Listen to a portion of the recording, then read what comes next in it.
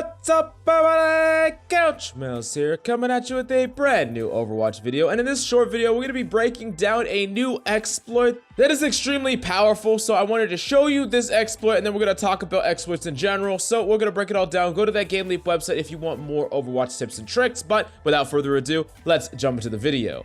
Now, a Wrecking Ball streamer formerly known as Ball renamed himself to Chasm, so he doesn't mind being called by either or, but this is what he actually is known by, and he's a very, very good freaking Wrecking Ball player. He discovered another exploit, and I say another exploit because he's discovered so many goddamn exploits on Wrecking Ball that it's crazy. We'll talk about that more in a second, but check out this exploit, if that's what you want to call it, that he actually found, where you could use the walls of your spawn to generate momentum, and then after you get that momentum, you can fly out of the spawn with a much higher amount of speed without actually needing to use grapple at all. It looks like you're wrapping your body around the walls, gaining momentum as you go, and you're also bouncing at appropriate times to maintain that same momentum. It's like a combination of wall riding and bunny hopping, so you're basically freaking Lucio at this point. But honestly, this is actually really, really cool and useful. It can be really useful for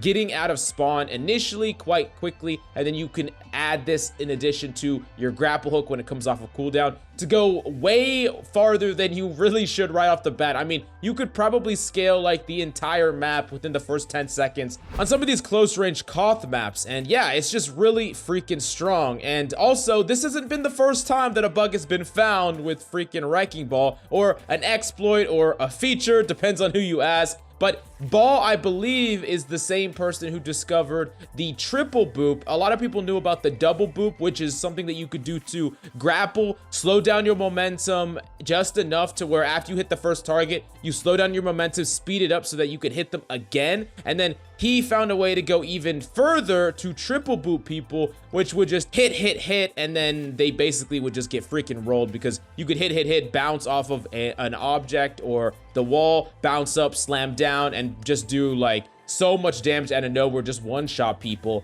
And yeah, there has been a ton of bugs. And I think that Wrecking Ball has the most out of any character besides Doomfist, but the question comes up often, which is, what is considered a bug that needs to get fixed, and what is considered a feature in game? Like, this is a conversation that has been had since the end of time with a character like Mercy, right? Mercy's super jump obviously wasn't something that was intended right off the bat, but it's become such an integral part of Mercy's survivability that it's something that has never been touched, even if some people might still think it should. Doomfist is the same way. There's a lot of things that probably weren't intended initially on Doomfist that are still a part of the character's kit because it's just become an identity to the character. And that really kind of brings up the question whether or not something like this should be changed or not. I mean, this is a huge debate that happens in pretty much every game. I mean, just look at all the Super Smash Bros, especially the ones that have wave dashing and things like that. Mechanics that weren't intentionally made for it, but were developed over time by the players themselves when they found out these features were in the game. So this is something that I want to pass the question on to you.